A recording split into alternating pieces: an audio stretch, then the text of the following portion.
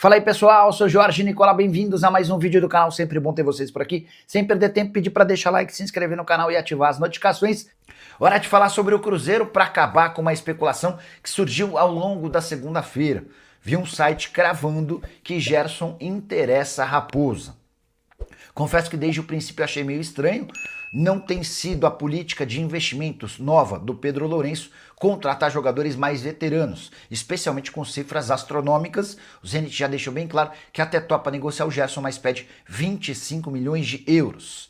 Na última janela de transferências, o Cruzeiro investiu pesado em jogadores jovens, a única exceção Luiz Sinisterra, 26 anos de idade, contratado por 11 milhões de euros. Qual seria a lógica de 6 meses depois adquirir um atleta 2 anos mais velho e por 14 milhões de euros a mais? De qualquer forma, consultei uma fonte cruzeirense que afirmou que o Gerson não faz parte dos planos.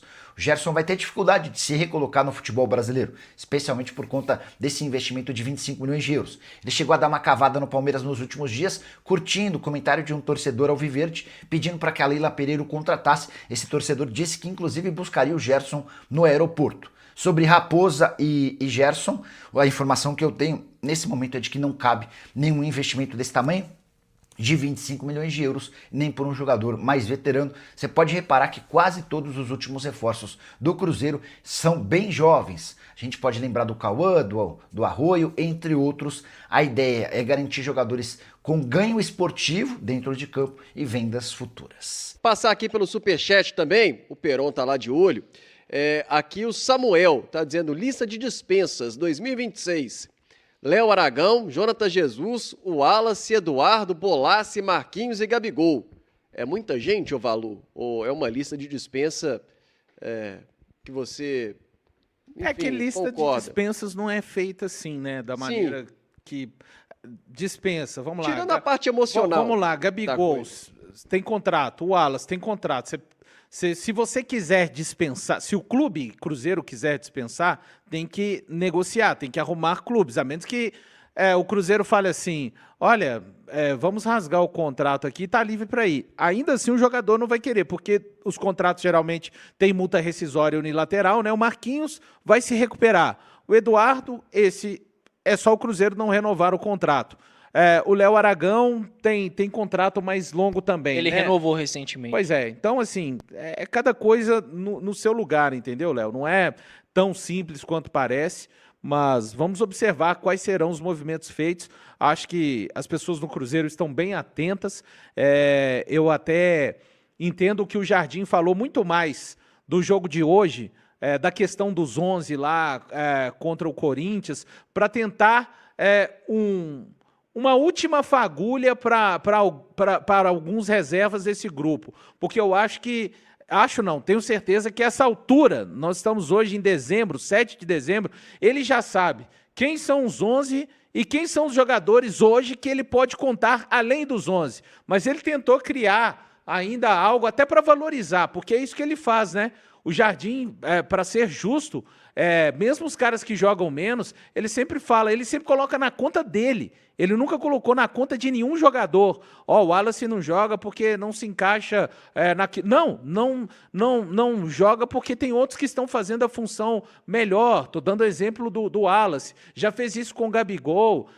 Então, mesmo assim, eu não diria, nem até discordo do Caio, eu não acho que ele está preocupado. Tá? Acho que ele fez aquilo muito mais para tentar criar um elemento novo no banco de reservas, porque já tem algum tempo que além dos 11 que ele conta e sabe que não dá para contar só com os 11, ele já sabe a turma ali que, é só ver, a turma que tem mais entrado, né? E assim, dentro dessa turma, uma resposta ruim do Matheus Henrique, que a gente espera que a próxima vez que aparecer seja melhor, porque ele tinha se tornado uma dessas figuras importantes antes daquela lesão contra o Sport. A galera aqui no chat da live, já temos quase 7.000 pessoas acompanhando o pós-jogo aqui no Dia de Jogo KTO. Você está vendo esse contador aí na tela, a gente está bem pertinho dos 455 mil inscritos, né? Se minha conta tá boa, Caio e Fábio, faltando então 87. Minha conta tá ruim. Isso, 87 inscritos para 455 mil. Já tivemos mais de 100 inscritos nesse dia de jogo KTO. Só hoje esse contador já está subindo aí. Então, se por acaso você que chegou agora, não é inscrito no canal, se inscreva, dê essa moral, deixe o seu like também e participe conosco aqui da resenha no chat da live da Samuca TV. O Rodrigo André tá falando, Wallace é horrível, meu Deus. E os caras defendem. Você defende o Wallace, Caio, Fábio? Ah, não. A resposta dele dentro de campo já diz tudo, né? Não vai ser um bom jogo contra o Ceará, um jogo ok contra o Fluminense que vai me fazer mudar de ideia a respeito de um jogador que está aqui durante quase 2 temporadas, né? Chegou no meio do ano passado e infelizmente não correspondeu. Eu não torço de forma alguma para que um investimento do Cruzeiro possa cair por terra. É torcer contra o clube, né, Caio? Exato. É torcer contra o clube. É isso. O Wallace, eu acho que já deu todas as respostas possíveis a respeito dele se encaixar ou não para o ano que vem. Agora, até indo ao encontro do que o amigo falou, né, de uma lista de dispensa, é bom lembrar que o Cruzeiro já fez aí alguns movimentos pensando em agregar o elenco, né? O Léo Aragão, por exemplo, no ano que vem, por mais que ele permaneça, ele não vai ser um primeiro reserva do Cássio, porque tem o Matheus Cunha para chegar. E a intenção do Cruzeiro era que o Matheus Cunha chegasse no meio da temporada, mas o Flamengo não liberou. É um salto que o Cruzeiro vai ter, claramente. E aí dá para a gente se pensar que em outras posições o Cruzeiro também vai agregar mais valor. Hoje foi uma espécie de laboratório, né? Mas, enfim, agora é pensar para frente a curto prazo. De qualquer forma, eu fico um pouco preocupado pensando já na quarta-feira, porque, por exemplo, o Eduardo é uma espécie de 12º jogador para o Leonardo Jardim. Então, pensar que o Eduardo pode estar entrando em um jogo contra o Corinthians, que vai demandar um nível de exigência muito maior, acaba me preocupando um pouco. O próprio Matheus Henrique, o Wallace, porque boa parte dos caras que começaram hoje são jogadores que estão sendo utilizados com constância pelo Leonardo Jardim ao longo das partidas. E aí, pensar que esses atletas daqui a pouquinho podem estar em campo em um jogo decisivo para o Cruzeiro é algo realmente que me deixa com um certo receio. O Robson aqui está dizendo, o Rian Guilherme entrou e jogou muito bem. Você falou aí de 12º jogador. Você acha que é um jogador, inclusive, que está se postulando aí para ser um 12º jogador também? Está apresentando futebol para ter essa confiança de ter um volante que, tecnicamente, tá bem de bola e pode entrar e passar confiança? O ano que eu crio mais expectativa para o Rian é em 2026, mas inegavelmente ele tem um potencial para isso, né? Até penso que o Jardim subutilizou ele em alguns momentos, porque depois daquela boa partida contra o Juventude, e ele já vinha de uma atuação ok contra o Sport, para mim merecia uma sequência. Acabou não entrando contra o Ceará, não entrando contra o Corinthians, não começou o jogo de hoje e entrou ao longo da partida, já na reta final, com o desenho do jogo completamente configurado. Tomara que nessa reta final de ano possa receber mais minutos, mas pelos movimentos do Jardim em torno do Rian, eu acho que é um cara que o torcedor cruzeirense vai ter que criar mais expectativa pensando em 2026. O Igor Lima está dizendo, tendo o Mateuzinho, não tem como Eduardo ser o 12º jogador. Esse Rian Guilherme me agrada, hein? O Lucas Simão, desde aquele outro jogo que o Rian Guilherme entrou, eu achei ele bom de bola. O Júnior Oliveira está falando que Léo Jardim é muito mimizento. Também a Daniela está falando Gabigol, Léo Aragão, Wallace, Bolace, dificilmente continua no ano que vem. O Léo Aragão, daqui a pouquinho tem entrevista coletiva, hein, do Leonardo Jardim. A gente está aguardando aqui, já ao vivo, com imagens na Samuca TV, a coletiva do Léo Jardim, a zona mista também, lá na Vila Belmiro. Samuel Venâncio está por lá, já ele vem ao vivo para trazer as entrevistas. O Valu, Léo Aragão, que deve perder esse posto de 2º goleiro, inclusive, para a próxima temporada, né? O Cruzeiro já tem o Matheus Cunha, né? Já Isso.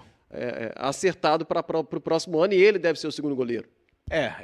Eu imagino que seja essa a ideia, né? O Cruzeiro tirou um goleiro que, no momento que ele sai do Flamengo, ele era um goleiro, chegou a ser utilizado em uma espécie de revezamento com o Rossi, mas isso aconteceu mais no ano passado, Caio? Valu, eu me lembro que isso aconteceu mais em 2023, quando o Flamengo foi vice-campeão da Copa do Brasil. Agora, de qualquer forma, no ano passado, eu me lembro do Matheus Cunha... Também me lembro. jogando contra o Palmeiras no Allianz, né? Em um jogo que o Flamengo elimina o Palmeiras e aí na sequência acaba sendo campeão.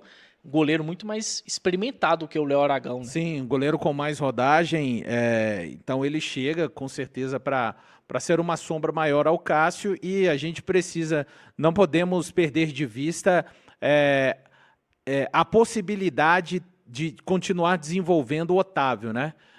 Então, talvez até durante a temporada, a gente tem que lembrar que esse planejamento de goleiros aí foi um planejamento também que foi pego pelo Leonardo Jardim, já estava desenvolvido o Léo Aragão neste momento, mas eu creio que ele vai perder espaço gradativamente, e a gente não pode perder de vista, Léo. O Otávio é um goleiro com muito potencial, tem chances de se transformar em um craque na posição de goleiros, o Otávio.